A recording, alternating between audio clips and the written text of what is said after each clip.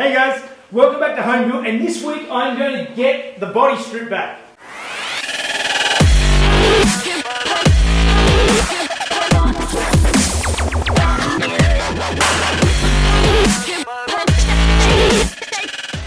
Alright guys, so this week I'm going to strip back the body, and I have some slave labour / assistants here with Mike, who's over from the US at the moment. You might remember Mike from my Look Cool video. I'll show a little bit of it here with his beautiful 1969 911 hot rod.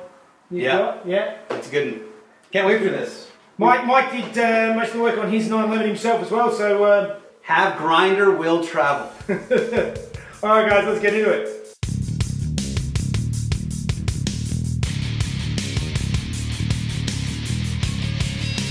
Okay, now I did try paint stripper before, but it wasn't great. This is the same stuff. It's all I can really get my hands on.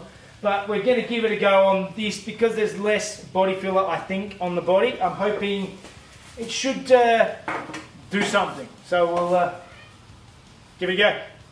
Stripper, plastic, hang out, scrapes right off. That's the plan. That's the plan. That's the theory. We'll see how it goes.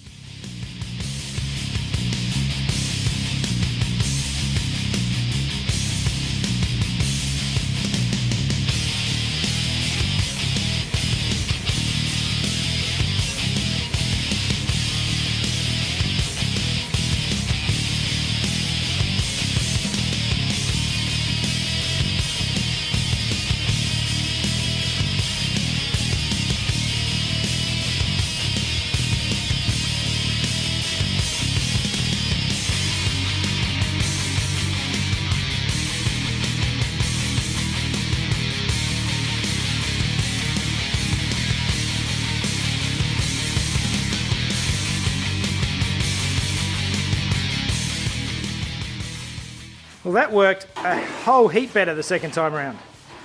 As you can see, the bulk of the panel is back to bare metal. It's looking really good.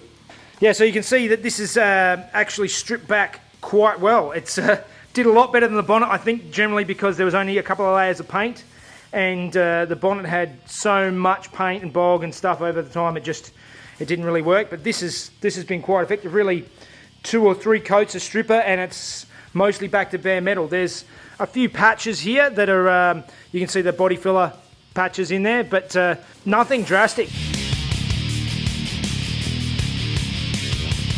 We've gone through and scored all this up. I'll just run you through the process a little bit more, what we're doing, but just scoring it first helps give something for this awful, horrible paint stripper to penetrate, and lay on a couple of bits and see what we've got underneath.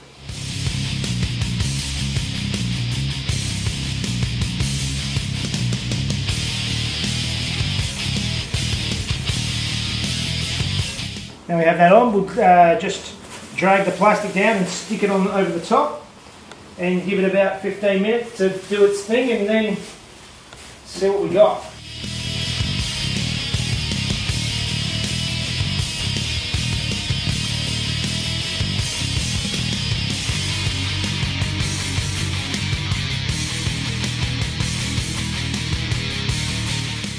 Alright, it's been about 10 or 15 minutes, so let's see what we got. There we go, it's bubbled up nicely. There we go.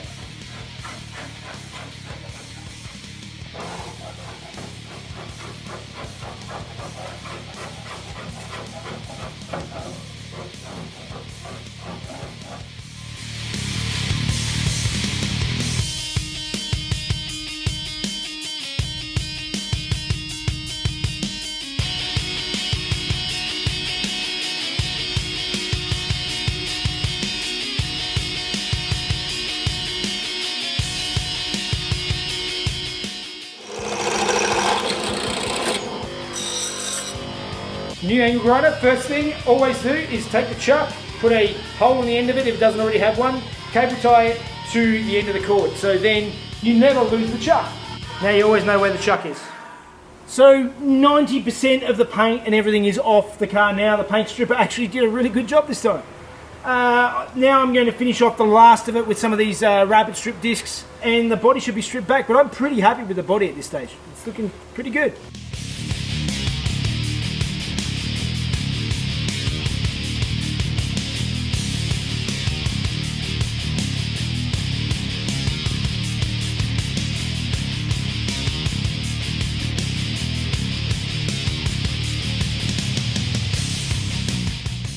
Okay guys, so let's have a look at the body. So you can see this sill under here, it's super clean. It looks like this this section has been replaced at some stage, but it's not the greatest repair, but I'm happy enough with that. A little bit of panel beating required here, but nothing sinister. Like, I am amazed at how clean this body is. Again, looks like that corner has been replaced. I'll have a look a bit further, but it actually, again, a bit of panel beating, but it's nothing drastic. Moving around, yeah, small dents and stuff. It's all looking really, really clean. It looks like it's been hit in this corner and somebody's used a slide hammer to get this out, so I'm gonna have to do some panel beating here and weld up these nasty holes they left in it. Super clean body. Up on the roof here, don't know whether the roof skin's been replaced at some stage or something. That's a little bit of a nasty repair, but I'm going to leave that pretty much as it is. I mean, there was a few like slight lows that you could just sort of knock back out on the roof, but nothing drastic. So I think it's time to move over onto this hatch and start stripping the paint off of this.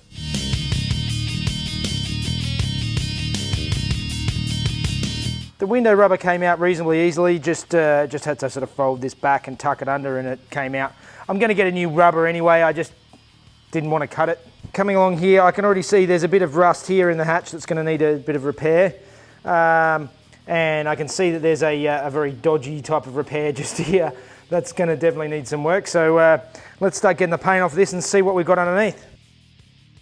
All right, the worst part of this hatch, this panel, there's that one repair there. It's actually, most of it is pretty much rust-free. It's just really, really warped. This is a massive low here that actually pops in and out, so I'm going to have to do some shrinking there. There's a bunch of them along here. This other side is the same. You know, it pops in and out, so a bit of shrinking and basic panel beating. And this hatch is actually not as bad as it looked.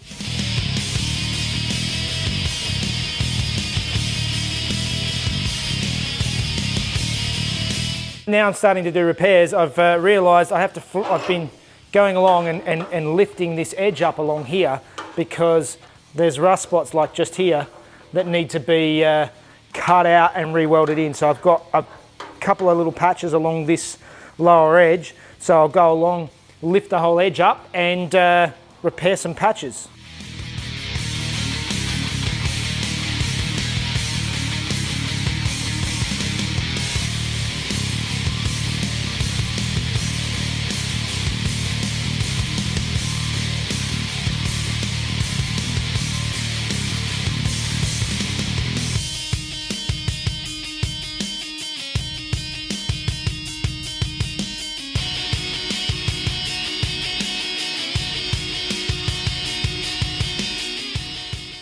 Okay, it's not the prettiest, but you can see I folded this lip back and cut out and re-welded in some patch pieces in here to get rid of the existing rust. So that's all fixed up. So now I just need to fold this all back over and we should be good.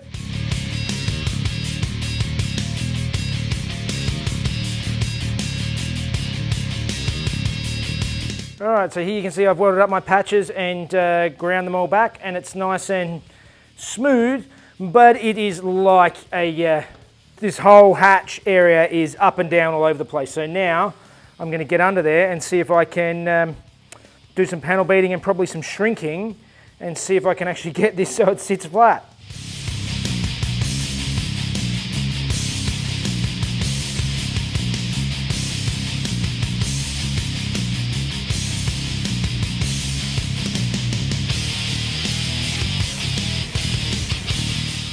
Okay, I'm going to try and make a slapper file, which is sort of for panel beating. I'm going to try and take this old file, which is not really as broad as I would like, but I'm going to try and sort of put 2 bends in it. All I've got to heat it up is this, which I don't think is going to get hot enough, but I'm going to give it a go anyway and see what I can come up with.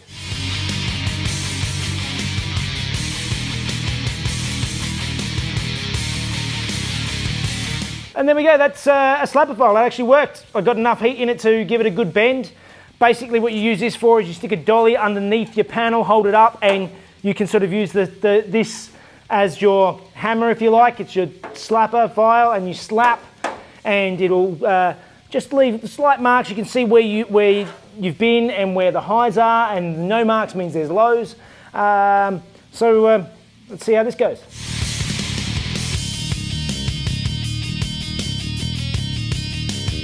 So again, this is looking much better, much flatter. There's still some little waves in it that I'm not super happy with.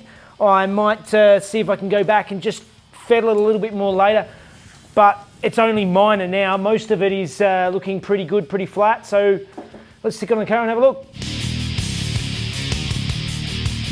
The car is almost what I would call rust-free. I just having a look around, and there's a couple of little spots I can put a pick in here that were just coming through. So there's a little patch here I've got to do, and then just go around the car, make sure I've covered everything. But again, that is all I've got time for today, so I think it's time for Fun Facts with Mrs. Jeff.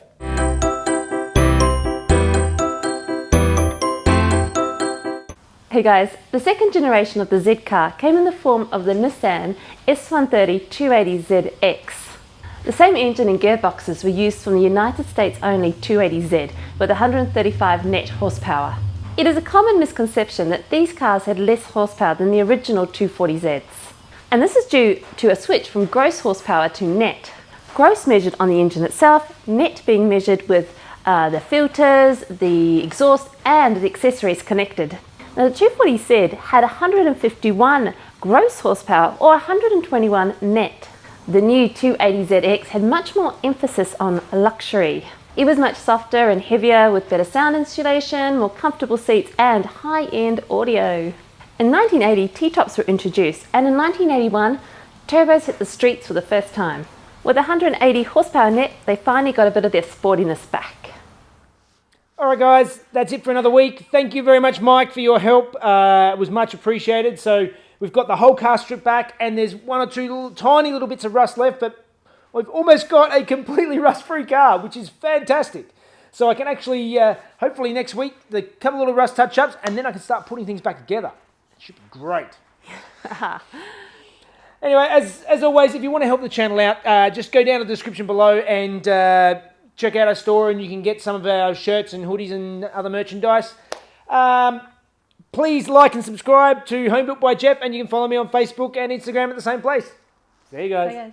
S130 280ZX, that's a lot to remember. Came in 1978 in the form of the S130 ABC of the S130, I can't do it. Oh my god! Of the SL230 280ZX. I don't want to